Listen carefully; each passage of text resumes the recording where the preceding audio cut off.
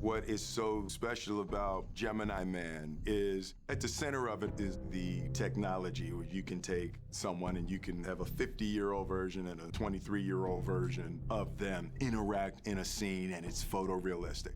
The technology is finally at a place where that we can create a human being that's identical to what you would expect a young Will Smith to look like. We had Will Smith fighting young Will Smith, and we couldn't film Will Smith twice, so we knew we had to go with the digital path. This is the first time it's ever been done in this way, the 100% CGI human. I played the older version of myself, and then I played the junior character during principal photography. Support those scenes with both Henry and Junior. We would then go back during the mocap phase and have Will play the role of Junior. And then we remove the B-side character from the actual plates and put in a fully CG Junior character. We created a living, breathing, digital young Will Smith. It's his performance, it's his emotion, because the best person to be Junior is going to be Will Smith. And of all the people in the world to come after me, why would he send you? Because I'm the best. You are obviously not the best.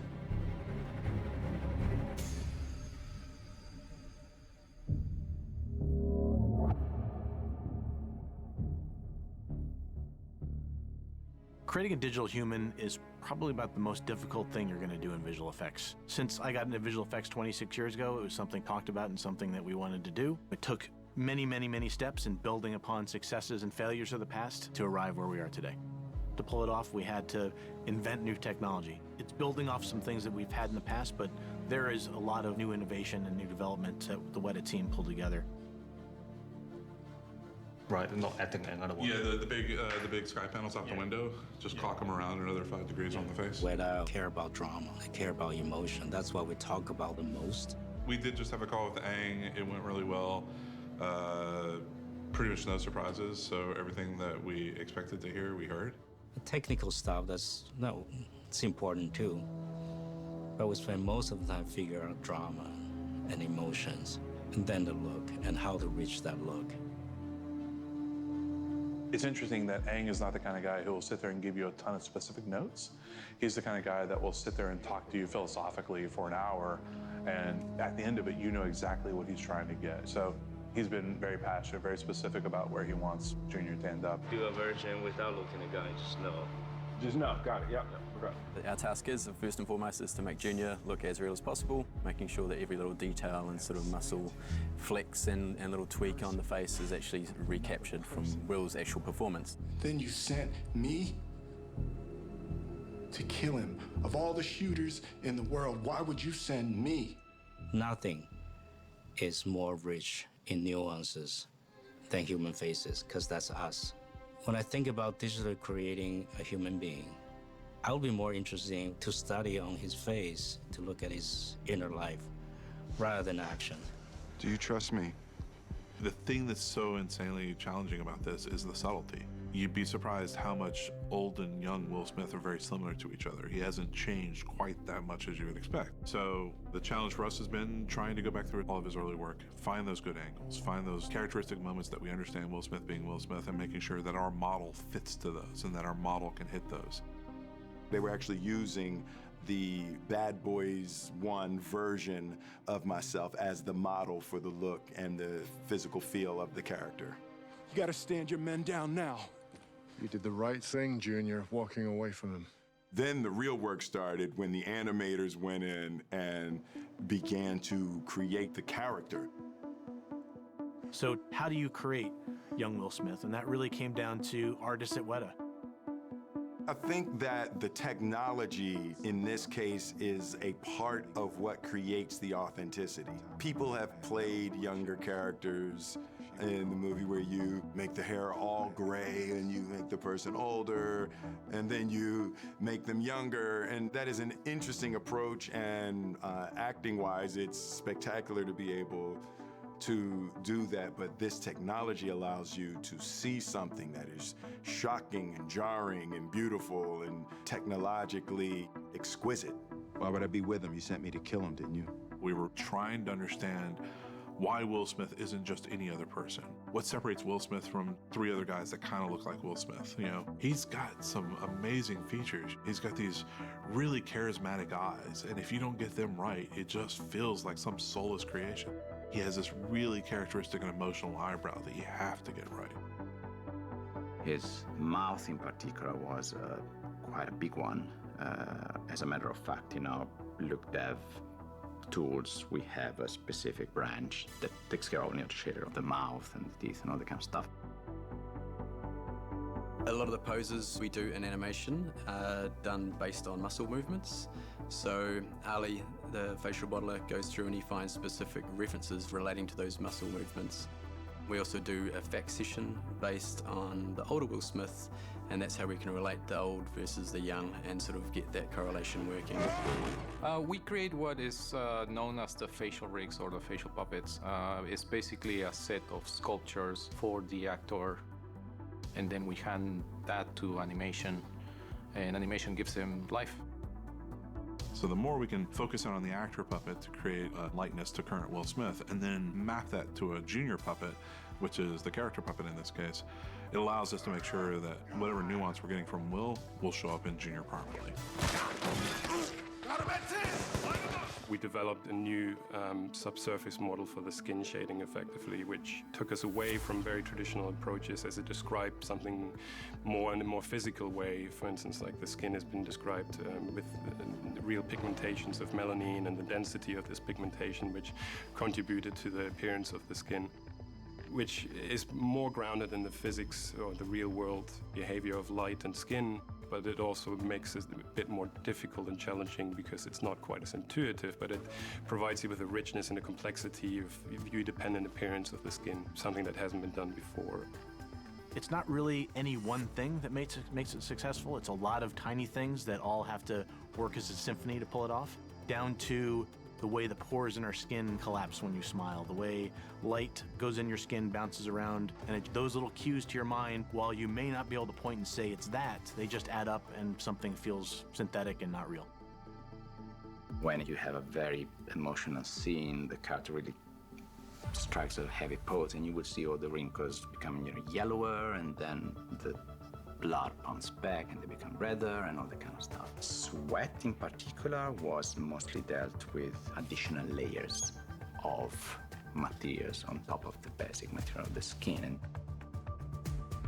it's very subtle, but it allowed us to dial up in a region based off of how hot it was in the room. We can make Will just a little bit more shiny or a little bit more dry based off of how hot he was or the performance he's giving. And having the ability to not only affect the shine on the skin, but the nice thing about having the oil separated out is it also focuses the light entering into the skin, which is a nerdy way of saying it changes the way that the skin looks. Aang always kind of talks about it, you gotta like him. Yeah, there's something about Will. You look at Will and you instantly want to like the guy, right? And you have to look at Junior and feel that same connection to him, or else we're not there. We've done the Henry side, we've done the Junior side.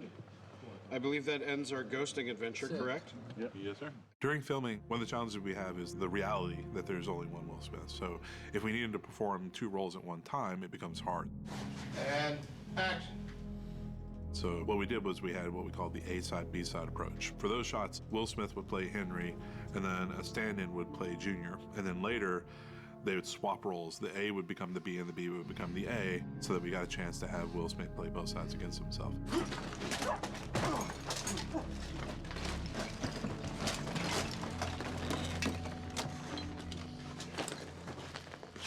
I was only the older version of myself for the whole movie, and then in playing the younger version of myself, I was playing the character and I was trying to find the nuances and things, and I was acting and trying to make the voice delineations and pronunciation and all of those things. You grew up in Philadelphia, right? Yep. A place called The Bottom. The Bottom. In a scene where it's just young Will Smith, it's a little bit easier. He had to wear this giant head camera on set and delivering these incredibly emotional performances with all this gack. Have a scientist make a person out of another person. No, that's not what it was. That's exactly what it was. Every time Will plays Junior, the younger version, he has to wear a big head rig helmet with cameras on him, and you would think from looking at the outside that that would hugely affect everything, but it doesn't in a strange way. I act a scene with him, I forget that that's there. He's very focused, he's very present, and so I just act with him, and that rig soon disappears. For me, it doesn't affect anything. I have to keep out of the way of it when he swings his head around. But really isn't an issue at all.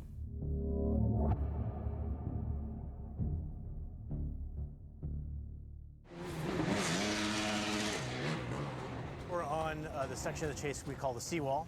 So this is a 15th century Spanish fortification in the city of Cartagena. So we have Henry and Junior being chased down the runway. They're chasing each other. It's kind of a dogfight back and forth. Yeah, I mean, once we get on the bikes, the action that the stunt team has come up with is so awesome. We got a lot of stunts, and Will was pretty gung-ho to do as much as he possibly could, but there were some riding up on a seawall that Will Smith wasn't going to be allowed to do. So what we'll do is we'll mocap in situ using a wide array of Bazers, which are these little small solid-state cameras that we can dress around the set that allow us to see infrared light. And then we hide inside of their costumes these strands of infrared LEDs that actually show up through their costumes. We're also putting infrared markers on the motorcycles in the motorcycle chase so that we get a good idea of where the hands are. And then we're also using a series of 4 red ravens. It's a high-resolution camera to give us yet another layer of capture.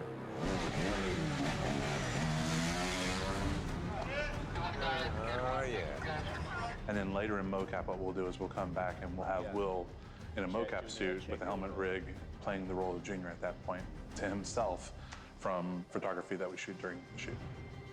And then just whatever you can give us on the leans of the bike and the turning of the wheel, all that kind of stuff. For the performance capture, we put Will on a bike, and as you're shaking around, it's a little bit forgiving. We just literally have him watching playback of the scene and reacting to it, and then, we just shake the bike around. What we're capturing here today is Will Smith, and a lot of that capture data comes through with the facial cameras. All that track data back at Weta, we can put through a solver. That solver then, with the animator's help, identify which muscles should be firing to recapture the performance that Will had on the day. We have 52 cameras up on a truss, covering space 12 by 9 meters. And any marker that happens to be in that volume can be tracked and calculated. So we can calculate 3D positions of anything that's reflective back in the systems. An animator would go and then fine-tune that shaking to exactly what was happening on the bike at any given moment. And that would give the face, because there are times when, even though it's a stunt action, Junior is performing, and you can see his face delivering some expression, and that was important to come through.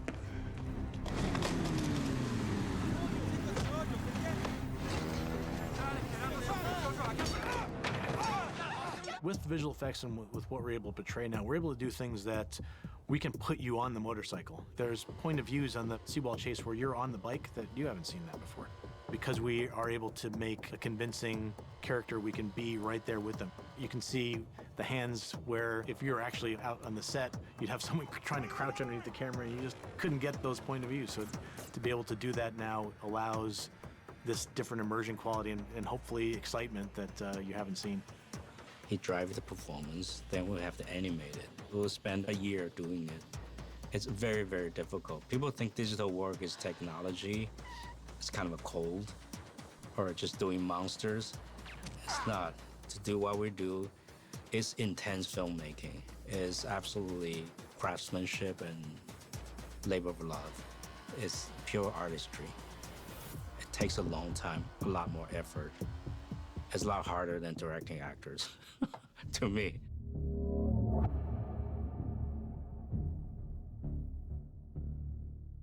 Marker. And set. One of the big things that we did on the movie is we had Will Smith fight himself. So for that scene, we shot it as an A-B side scene.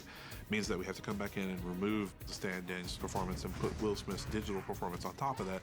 So you feel Will fighting with Will, and the stunt team has come up with an amazing fight. Had a lot of talk with Aang about that in the previous process for the fight choreography. We got a great team in Justin Yu and Jeremy Marinas as far as the fight work go and the stunt work go. We don't hide from our stunt performers at all. We just replace them with Will Smith where we need to. Not only do we have the plates that we shot of them, and not only are we witnessing that with our cameras and our motion capture cameras, we've recreated the entire fight during the mocap scene so that we can lay the digital version of the fight back on top as well. So we have the ability to go and recreate the entire fight digitally, and it allows us to take all the performance that the stunt guys are giving us and make it content. Every once in a while, Aang would say, hey, I want a moment here that shows more desperation. For instance, like hands in the face and things that we wouldn't necessarily choreograph, but then he wanted us to choreograph it and add that into the story. And it gets really messy and it gets really ugly, and you get inside the characters and you get to see their desperation. One of Aang's favorite scenes is the shot where the two of them are face to face. Aang gets metaphysical sometimes. This is the self fighting against the self. So he really wants to show those couple moments where it is juxtaposed with the two, and just that face to face is a metaphor for that. These are not really quick cuts, and they're sustained looks at their face. So we had to capture Will Smith delivering performance for each one of those bits, because you'd really see Junior straining and getting intense when he's fighting Moff and Henry, who's equally intense but conflicted because he doesn't want to kill him. Don't shoot her! It's just those subtle differences that come through in the acting, even in the fight. Hey! It's like two identical twins fighting each other with two faces. You really visualize the inner conflict we have. You know, I think the best drama can do for us is visualize in a storytelling way the internal and abstract conflict which you cannot put in words. I'm not you! You hear me, old man? I'm not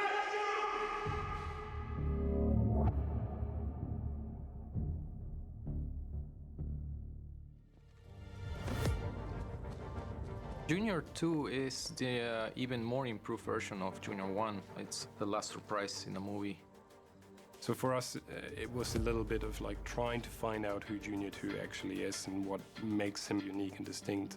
In part of the narrative and part of the role, Junior 2 is a much more oblivious, sort of machine-like character almost. Junior 2 was a little bit easier because Junior 2 had been stripped of pain and fear, and he'd been genetically engineered more as a weapon. At first it was fun, then it becomes existential. Here. I thought it's a great device for a climax, because it's not just you get to show off all kinds of extravagance in the action scene, but also it's emotional, and it's a feeling we never experienced before.